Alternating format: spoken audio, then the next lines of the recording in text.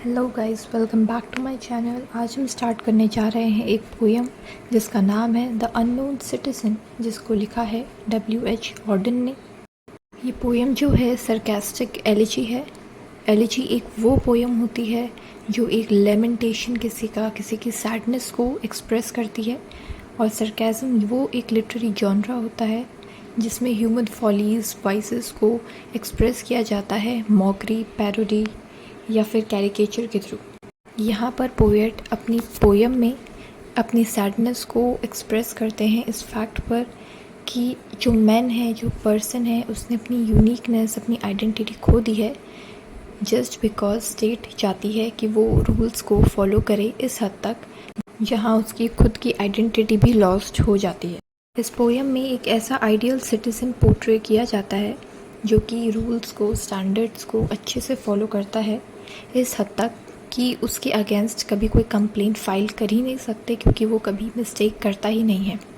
सो जो पोएम का subject matter है उससे ये पता लगता है कि जो स्पीकर है वो एक ब्यूरोक्रेट है, और जिसको एलिजी एड्रेस की जा रही है उसको सिर्फ एक नंबर्स दिए हैं, सिर्फ नंबर्स से उसको आइडेंटिफाई कर रहे हैं। इससे ये पता लगता है कि उस पर्सन की खुद से कोई आइडेंटिटी नहीं बची है।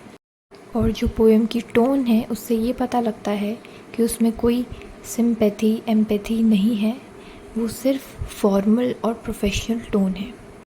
सो पर्सन को सिर्फ नंबर्स दिए हैं, जैसे किसी चीज़ को नंबर्स देते हैं, कैटेगराइज करते हैं, वैसे ही पर्सन को नंबर्स दिए हैं। उसकी खुद की कोई आइडेंटिटी, उसका नेम वगैरह कुछ भी नहीं है, लेकिन वो गवर्नमेंट रूल्स एंड रेगुलेशंस को इतनी अच्छी तरीके से फॉलो करता है कि उसके खिलाफ़ कभी कोई कंप्लेंट लॉन्च नहीं होती है।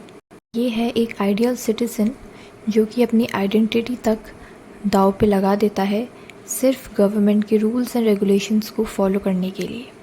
इस पोएम का नाम अननोन सिटीज़न इसीलिए है क्योंकि जो सिटीज़न है रूल्स एंड रेगुलेशंस फॉलो करते करते अपनी आइडेंटिटी खो बैठा है और ये एक अननोन सिटीज़न बन के रह गया है।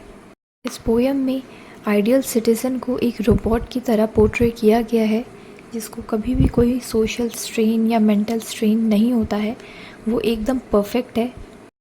ये एक ऐसा सिटीज़न है जो अपने फ्रेंड्स के साथ भी बहुत ही फ्रेंडली रहता है, न्यूज़पेपर डेली पढ़ता है, स्टेट के कोई भी अफेयर होते हैं तो उसमें क्वेश्चन नहीं करता है बल्कि स्टेट को ही हमेशा डिफेंड करता है, हमेशा अपनी इंश्योरेंस पॉलिसीज़ में हमेशा अच्छे से पे करता है, टैक्स हमेशा पे करता है।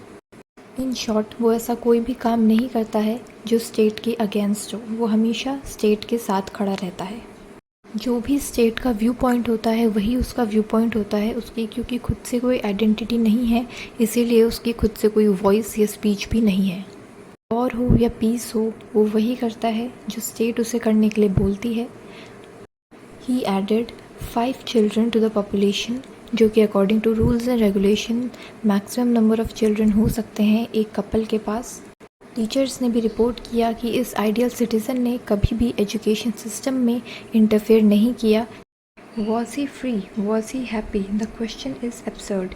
Had anything been wrong we should certainly have heard. यहाँ पर स्टेट ने उसकी हैप्पीनेस को बिल्कुल ही ज़्यादा नम कर दिया है, क्योंकि वो सिर्फ रूल्स के बारे में सोचता रहता है, उसकी अपनी कोई लाइफ नहीं है, वो एक अननोन सिटीज़न बनकर रह गया है।